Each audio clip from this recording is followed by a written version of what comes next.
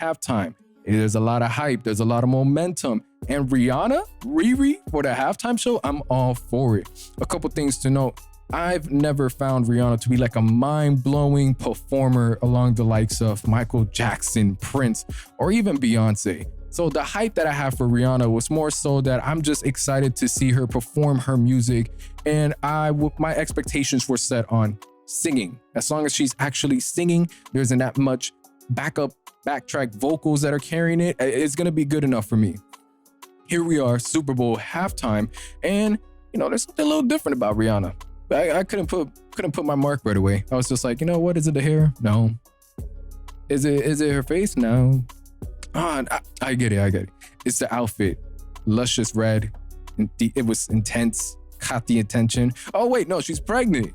Rihanna, pregnant, performing at the Super Bowl. And let's start it like this, all right? Let's start it like this. We appreciate that. We commend that. To be pregnant and then having to perform at that grand of a stage, by all means, I couldn't even fathom doing it. But we got to keep it real. I got to keep it real with you guys. Her overall show, not just her singing performance, not just her dancing, everything put together was a bit lackluster.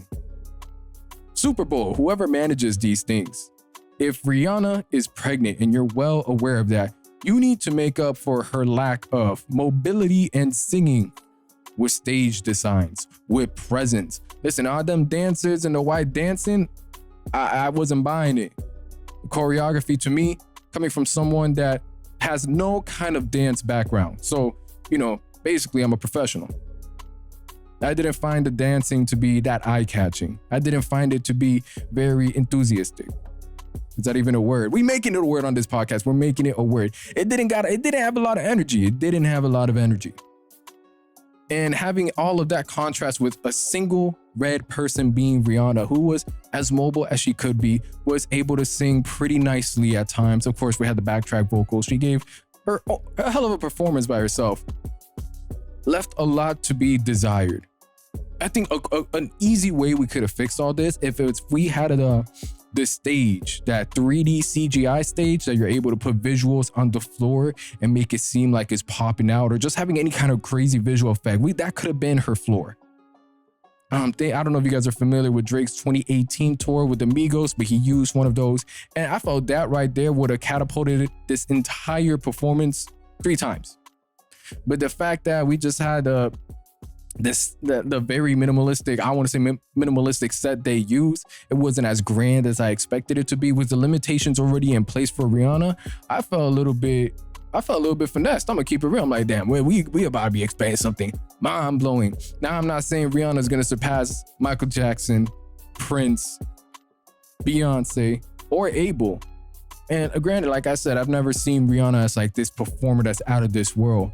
But by all means, at least the stuff surrounding her are gonna drive us away. Seeing her creativity, whether it's through the music videos, the way she carries herself, even artistically. I don't know how much she impacts Fenty, but we got all kinds of things that goes on with who Rihanna is that I would expect that to translate onto one of the biggest stages of America in a way that's gonna be like, all right, we're gonna see we're gonna see a grand show. And it failed to deliver in that department. I was impressed by the fact she was able to sing as much as she did while pregnant, while moving around, while dancing. I really, I loved it. Y'all know me, anytime a rapper artist, they don't sing, they don't rap their own music, and they sort of lip sync it. It's disappointing, it's terrible. I have a big gripe with that. That's why I'm scared of seeing Drake live. Because he's an artist that relies heavily on the mixing and mastering of his voice. And when it comes to his raw voice, he's not able to get the same tones and pitch in his real music, and leaves a lot of it to be done by the backtrack. Someone like Kendrick Lamar, he going word for word. Someone like Tyler, the Creator, same thing until his asthma starts catching up. And before we go too far into these tangents, my overall thoughts on the Super Bowl halftime performance.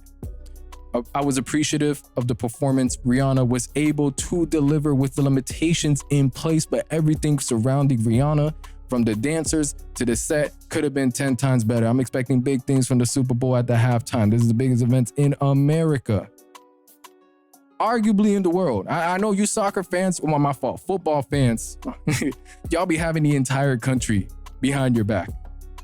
I'm talking about for even regular games, not even the biggest of the scene. Even for regular, you'd be having the whole country behind your back. Hey, but for us, we're gonna make do with this, all right? We're gonna make do with this.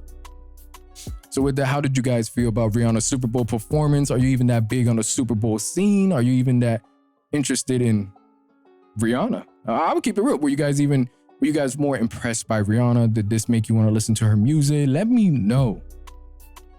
Let me know.